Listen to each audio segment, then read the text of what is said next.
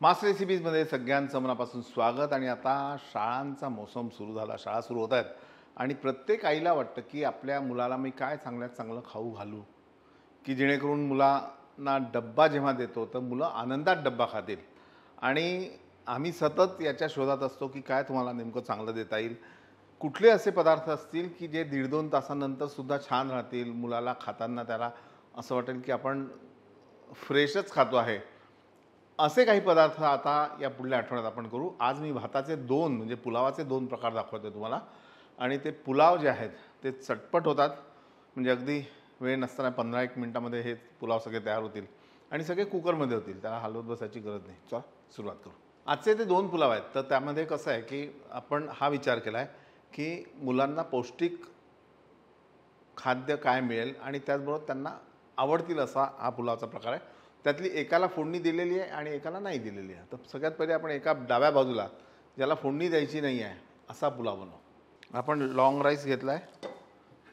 हा तांदूळ जर भिजवून ठेवला तुम्ही तर जास्त छान होतो, नाही न भिजवता केला तरी चालेल।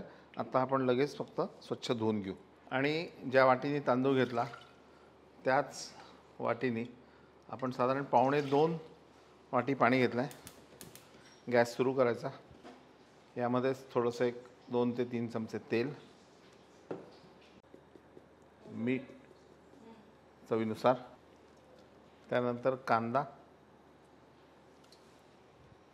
लसूण, आलं हे असं जाडसर वाटून घेतलं आहे। हिरवी मिरची यामध्ये जेव्हा आपण घालतो ती अशी लांब घालायची, म्हणजे मुलं खातात तर त्यांना मिरची चालत नसेल तर ते काढून घेतील। पनीर, यात लिंबाचा रस पिळायचा आहे आपल्याला। मुलांच्या डब्यासाठी जेव्हा आपण असे प्रकार करतो पुलाव किंवा असे काही स्नॅक्सचे पदार्थ की ज्याच्यामध्ये दह्याचा वापर, शक्यतो दह्याचा वापर करू नका, कारण मुलगा ते 4 ते 5 तासांतर 3 तासांतर खातो, तर दही ज्याच्यामध्ये असतं तर ते थोडंसं मग त्याला एक स्मेल येतो, म्हणून टोमॅटो आणि दह्याचा वापर तुम्ही करू नका। उपलब्ध असलेले खडे मसाले, थोडी साखर,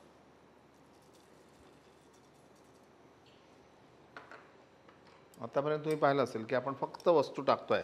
आता हा धुतलेला तांदूळ,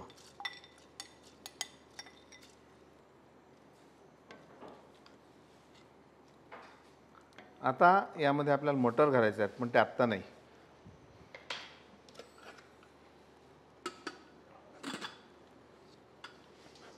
साधारण 3 शिट्ट्या आपण याला करूयात।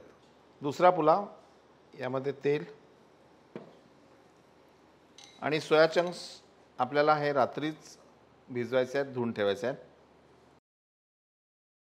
लसूण, कांदा व्यवस्थित परतून घ्यायचं। एक छोटी टिप तुम्हाला देतो की लसूणीची पेस्ट आणि कांदा हे दोन्ही जर आपल्याला एखाद्या पदार्थात घालायचं असेल तर पहिले लसूणीची पेस्ट छान ब्राऊन करा आणि मग कांदा घाला, नाहीतर काय होतं की लसूण होत नाही आणि तो कच्चा स्वाद जो आहे तो शेवटपर्यंत राहतो। आणि म्हणून सगळ्यात बेस्ट उपाय काय की लसूण पेस्ट न करता बारीक चिरायचा किंवा दरदरीत असं त्याचं हे करायचं। मिक्सरमध्ये एक ऑप्शन असतं की तेव्हा तुम्ही दरदरीत असं दळू शकता। हे थोडेसे पिळून घ्यायचे आणि नंतर कांद्याबरोबर त्याला थोडंसं ब्राऊन करायचं, म्हणजे जास्त ते टेस्टी लागतात। छान असं सोनेरी रंगावर याला भाजून घेऊ। आता जेव्हा आपण मुलांसाठी डब्यात हा पुलाव बनवतोय तर त्यामध्ये खडे मसाले टाकायचे की नाही, तर प्रश्न असा आहे की त्याचा एक स्वाद तर आला पाहिजे। मग तुम्ही पावडर फॉर्ममध्ये टाकू शकता आणि थोडी मोठी मुलं असतील की 7वी-8वीतून पुढे, तर मग त्यांना खडे मसाले नको असतील तर ते काढू शकतात बाजूला।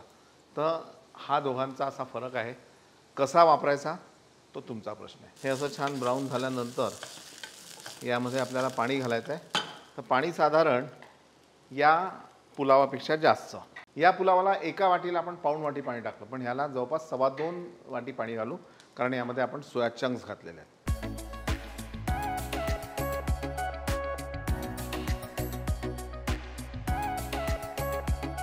आता यामध्ये आपण सोया चंक्स वापरले आहेत, तर सोया चंक्स हे तिखट, हळद, गरम मसाला न घालता जर खाल्ले किंवा खायला दिले किंवा त्याचा पुलाव बनला तर एवढा छान असा टेस्टी लागणार नाही। हा थोडासा स्पायसी असतो, म्हणून आपण हळद, तिखट, धनेजिरे पावडर यामध्ये घालू.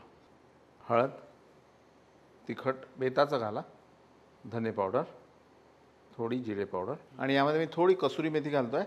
ती यासाठी की सोया चंक्सचा एक उग्र असा स्मेल असतो तो जाण्यासाठी म्हणून कसुरी मेथी आणि धुतलेले तांदूळ,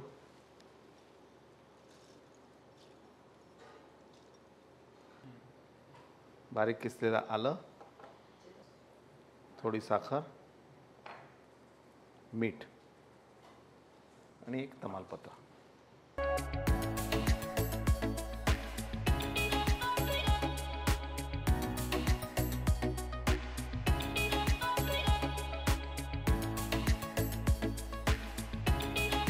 लिंबाचा रस यामध्ये पिळू आपण.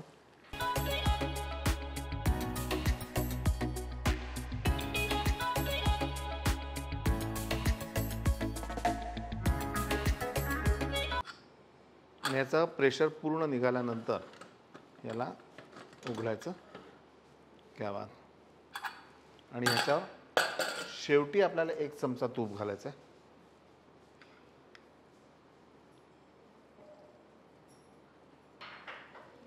तुम्ही बघत असाल कसा छान मोकळा पुलाव आपला झालेला आहे.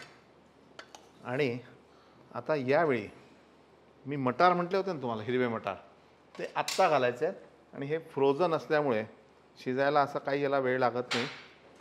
मटार मिक्स करायचे, हे एकत्र करायचं आणि लगेच आपण थोडं थंड करून सर्व करू. ही मिरची जी आहे, ही मिरची पण तुम्ही काढू शकता. जे लहान मुलांना मिरची चालत नाही तर मिरची काढू शकतो आपण.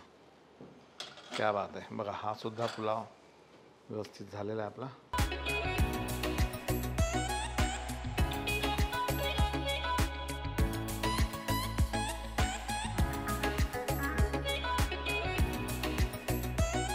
आणि डब्यात भरण्यापूर्वी हा पुलाव आपण थंड करून घेऊ.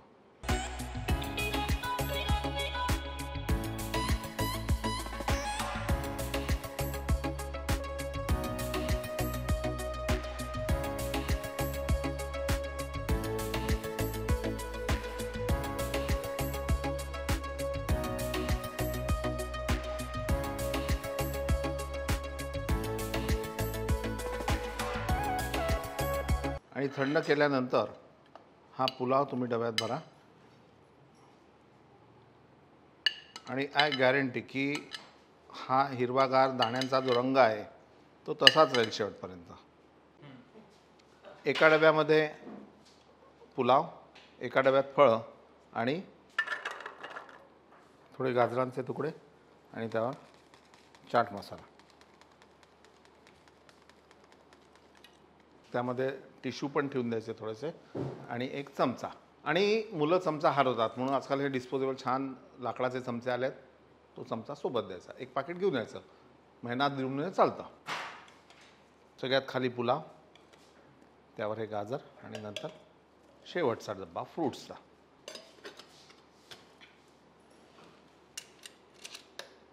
So my tiffin is ready. आणि हा पहिल्या दिवसाचा टिफिन. आता दुसऱ्या दिवसाचा दाखवतो, त्याच्यामध्ये काय कॉम्बिनेशन असेल.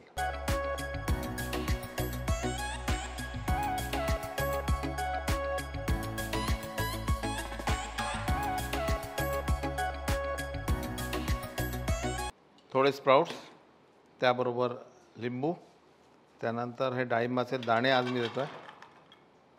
डाळिंबाचे दाणे काढून ठेवले तरी त्याला काही खराब होत नाही. आणि नंतर हे सगळं आपण पुन्हा पॅक करूयात.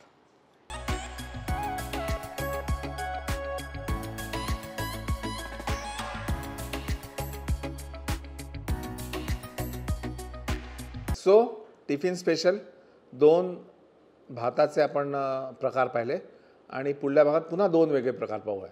आणि नुसताच भात नाही तर याशिवाय इंटरेस्टिंग अजून काय काय होऊ शकतं ते पण पाहू. पण पाहत राहा मास्टर रेसिपीज. लाईक करा, सबस्क्राईब करा, हो शेअर पण करा. बघा ना, टिफिन दिल्यानंतर मुलगा आनंदात जर घरी आला, माझी आठवण येईल तुम्हाला. नमस्कार.